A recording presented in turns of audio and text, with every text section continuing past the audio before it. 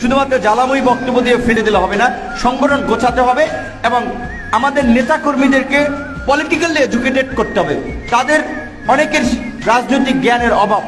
ফেসবুকে এমন লেখা লেখে, তার ফ্রেন্ড লিস্টে কিন্তু আমাদের সংগঠনের লোক ছাড়াও সাধারণ মানুষজন আছে, অনেকে ফলো করে। তো তাদের এই সমস্ত পোস্ট দেখে অনেক মানুষ তখন বলে যে এদের মধ্যে ম্যাচুরিটির অভাব আছে।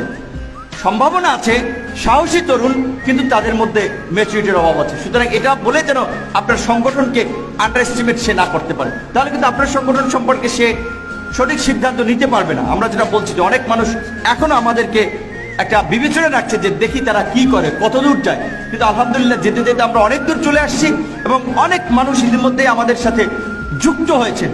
তাদেরকে নিয়ে যদি সঠিক প্ল্যান পরিকল্পনা করে আমরা আগাতে পারি, ইনশাল্লাহ আগামীতে গণ অধিকার পরিষদ, ছাত্র, যুব, শ্রমিক, পেশাজীবী, প্রবাসী অধিকার পরিষদের সহযোগিতা নিয়ে বাংলাদেশে একটা